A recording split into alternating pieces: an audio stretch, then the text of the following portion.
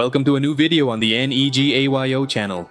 This time we travel to another parallel land, in this not so famous section that I like to call Exploring the Multiverse.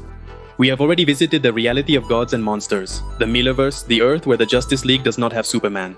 And this time we go to a post-apocalyptic world, where only Wonder Woman and a handful of humans have managed to survive. In this Detective Comics Black Label story, Diana awakens from a long slumber with little memory and diminished powers. What happened to the world, her family, her friends, and all she knew? This will be gradually revealed over these 4 videos that will be released daily, so subscribe and turn on notifications so you don't miss them. Follow me on my other networks for more content. Without further ado, let's get started with this once and for all, guys, this time on NEGAYO's channel. Wonder Woman Dead Earth.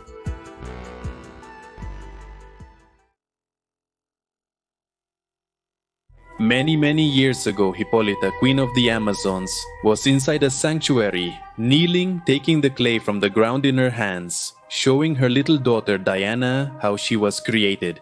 She explained that she had chosen that essence of the earth for being the strongest.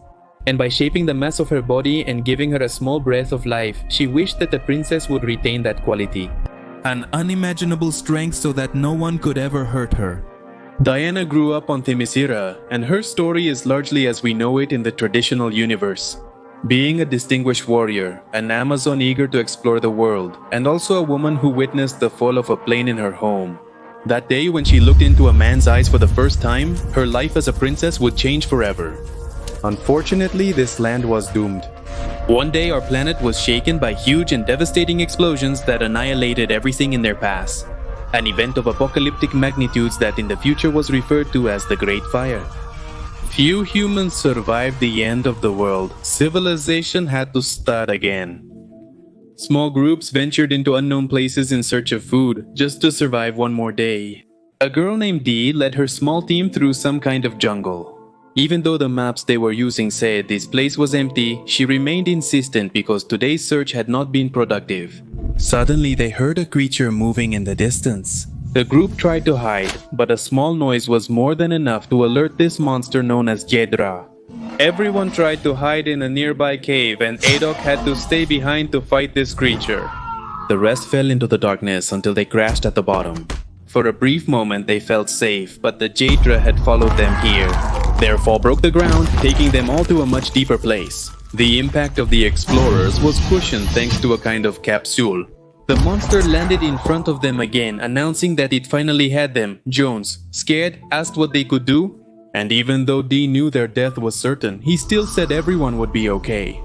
In the last moment, a woman suddenly rose from the capsule, managing to make the Jedra bleed. Using just one hand, he delivered a direct punch to her face, sending her to the other side of the cave. The woman was clearly confused. She didn't know what this place was. She could remember that her name was Diana, and before she could say anything else, the beast lunged at her. Diana. She didn't recognize this monster, and while she was cornered on the ground, John was brave enough to try to help the stranger. But unfortunately with this act, he ended up earning a fatal wound. The warrior rose again to tear the throat of this creature. This cost her almost all her strength. The weakness left her on the ground. While wondering what was happening and where her bracelets were, Dee tried to comfort Jones, who was agonizing in her arms. The girl asked Diana if she could do anything to save his life, but she just lowered her gaze in sadness. Jones could no longer resist his injuries and died far from home in the arms of a friend. When the panorama expands and we can finally focus on the stage, we manage to notice in this sight old broken computers, a forgotten car, showcases with strange costumes behind the glass, a giant coin, and even a huge robot dinosaur showing its fangs.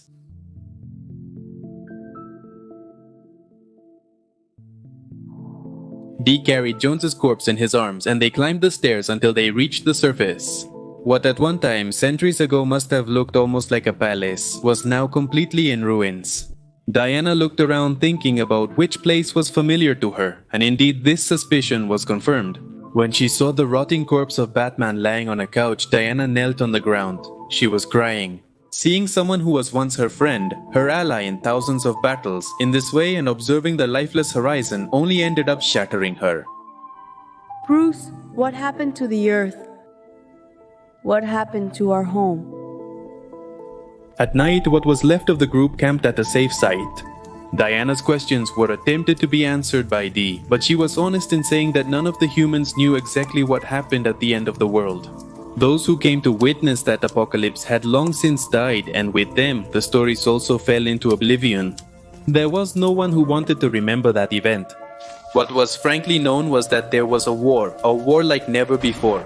And after that, the Great Fire occurred. The whole world burned, leaving it as it is now. Some assumed that this huge fire could have been from atomic bombs that could also explain the mutation of the Yedras. The group also told Diana that humanity was split into clans. They moved slowly, trying to get away from the monsters, and it was not common to come across other survivors. So they were forced to ask her where she came from. Diana only knew that she had been a protector of the earth a long time ago. But what happened to her memory, how she got to this place, and why she was locked in a capsule was a total mystery to her. At dawn, she sat next to Bruce, lamenting the helplessness of not knowing what to do. Her memories and powers were affected. She lost the ability to fly, and her strength diminished. She apologized aloud for taking some things from her old friend, like his belt, for example. She searched the mansion's remains for anything useful. Her old suit was there, worn out by time. Among Bruce's armor collection, she found something suitable for her journey and left. Thanking them, Diana asked to join the group. They walked for days until they finally arrived at the camp, named New Hope, one of the last human cities. Before entering, Edok tried to hit Diana, but was stopped. However, Dee managed to inject her in the neck, forcing her to sleep. Tel couldn't help but feel guilty for betraying Diana's trust. He said that perhaps his help could have been valuable with his knowledge and strength, but Dee replied that being kind was of no use in this situation. Their lengthy trek was fruitless, yielding no supplies. And perhaps if they handed this woman over to Tayden, the clan leader, then they wouldn't leave them without food. Tayden was already waiting for them in the great dining hall, eager to know what they had brought him from the hunt. Dill announced her as an exotic warrior found on the outskirts of Old Gotham, and the elderly captain considered her a beauty. He congratulated the scouts and promised extra rations for the find. He announced that he would take this woman as his new wife, and when he was about to tell her the warrior's name, Tayden slapped him instantly while he was insulting him. This awakened Diana, who threw Tayden through the air, shattering one of the dining room tables. The captain got up and ordered them to stop her. But while Diana screamed that she would not be any man's wife, she caused havoc throughout the room, proving to be stronger than she appeared. In the midst of her rage attack, she was struck right in the face. This left her dazed enough to be restrained by the others. Tayden stood in front of her, telling her that she should be grateful for his kindness, instead of judging him as an unfair human. He told her that she didn't know how things were in this place, that he was just trying to keep people safe. With all he had to endure every day, didn't he deserve to enjoy some vices? Even so, he couldn't overlook this attack and ordered that Diana be locked up in the pits. When Diana was little, her mother used to tell her stories that she didn't always fully understand. On one occasion, they were just sitting there observing that wall of the old sanctuary, and Hippolyta began to tell her that she had built the entire fortress of the island of Themyscira with the purpose of protecting all the Amazons. She also told her that the place where she was originally from was plagued with forces that tried to usurp her work.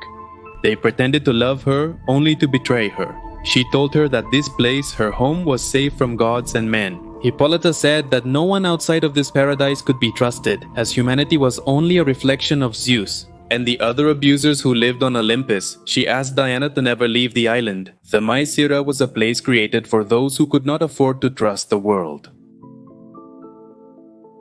Within the pits, Dee apologized for having deceived Diana. He said he only did it for his survival. In addition to such aid, Guillaume also had a younger sister to protect. Diana accepted her apology without issue, not feeling upset. And when Dee smiled, saying that was a very noble act on her part, the Amazon responded saying that it was not nobility, it was love. Dee was a little confused when hearing these strange words. So Diana told her a story from her youth, the time when a plane crashed into her old home. When I was much younger, I met someone, the first real person from your world. He was amazing. No, not how you think. I mean, I'm not talking about attraction or emotional ties. What I saw in her eyes struck me. Part fear, part curiosity, part kindness. I saw in her eyes a willingness to try new things, as if she were a child. It was because of him that I fell in love with people. That's why I fight for you, even though Tayden imprisoned me, even though you betrayed me. Dee just told her she was crazy. They didn't even know each other well enough to talk about love. Guards pushed Dee aside and led Diana to the center of a coliseum-like area where hundreds watched. Now she depended only on her little strength to fight, all to entertain these spectators. An inhuman roar was getting louder, and there she was. Barbara Minerva Cheetah lunged at her opponent in a blink of an eye. The euphoric screams of the public could be heard in the distance, and the guards lamented a bit for missing the show. However, one of them noticed that a horde of Daedra was on its way to the camp, so he gave the order to sound the alarm. Dee barely reunited with her little sister, giving her a bit of extra food for the week. When the warning sound began to spread, Aiden heard it too. And on the outskirts, the guards did their best to stop the monsters with arrows. The creatures overcame this obstacle and began to climb the walls. The guards fought with their swords in the hope of stopping the enemy, but it was totally useless. Diana kept trying to talk to Barbara, but all she did was roar and attack. Finally, the Amazon landed a blow that brought her opponent to her senses, allowing her to recognize her. Diana tried to get answers from Barbara. She wanted to know how she ended up in this place. As the crowd's screams intensified, demanding a fight, Barbara knelt on the ground, lamenting her image, ashamed of having been turned into a monster. The boos from the people increased, and Barbara knew she had to keep fighting, or else her captors would hurt her. She could only apologize to Diana. Before returning to the attack, Tayden watched from above as the Aedras massacred his men. He tried to organize his forces before it was too late, but nothing could be done anymore. The audience of the Colosseum began to be attacked, and the screams of terror echoed throughout the place. The guards followed the creatures into the arena and were willing to stop them, even if it could cost them their lives. However, before having to sacrifice themselves in vain, Diana threw herself against the monsters, impressing everyone with her strength. The guards followed her with a fierce attack, annihilating the Daedra one by one. Dee was about to lose an arm, but the Amazon was there to protect her.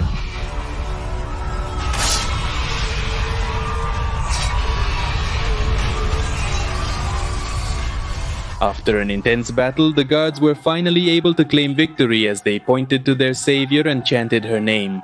Tayden's screams could be heard nearby. He was calling for help as he was being chased by Barbara. Diana screamed at the guards not to hurt her, and they obeyed, an action that was observed by Tayden and made him furious. He tripped and was at the mercy of his pursuer, but Diana stopped in her tracks. Barbara demanded that she get out of his way, but Diana stood firm. Minerva confronted Diana, saying she was unaware of what they did to her and all her suffering. With each furious blow came memories of Hippolyta. The queen of the Amazons in the past also spoke like Minerva. Perhaps she didn't scream her pain, but her words revealed a great resentment when she said that the world of men didn't deserve love. She's right. I don't know everything you've been through, but what I do know is that even the worst of these men deserves our grace. These words knocked Barbara down, who, kneeling on the ground, kept repeating that no one could understand her pain. The ovation from the people took Diana by surprise. It seemed as if the whole world was shouting her name, so with great firmness in her gaze, she dedicated a few words to them. People of the New Hope Field, I know you live in constant fear of danger. I know you are always hungry. I want to help you. I want to keep you safe. I want to fight for you. Will you allow me? After the approval of everyone present, Diana ordered Adok to send Tayden to the same pit where she had been locked up. He tried to help Barbara get up, but she furiously refused and fled to the outskirts of the camp. Dee approached to ask what the plan was from now on, and Diana responded that they couldn't keep living this way. They needed to find a place where they could thrive. And he thought that his old home could be a good idea. Unlike the rest of the world, his island couldn't be destroyed by the force of man. The beings that lived there would provide their help to whoever needed it. In this way, Diana announced the new crusade for the New Hope camp. I will take you all home with me. I am going to take us to Themyscira.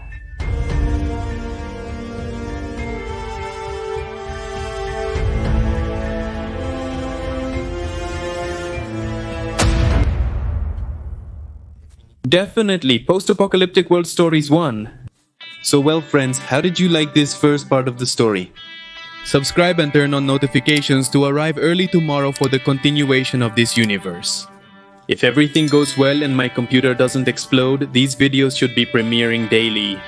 There are 4 videos in total. And once we finish with this, you'll tell me what other parallel lands you'd like to visit, whether it's from Marvel or Detective Comics. We're currently live streaming on YouTube, playing Arkham Knight and discussing superhero news. I post on Tuesdays, Thursdays, and Saturdays. Follow me on my other networks to keep up. And you're more than welcome to stop by and say hi to these streams. I'll leave the links in the description of this video. Anyway, folks, I have nothing more to say than total thanks for stopping by here. My name is Alex for the NEGAYO channel.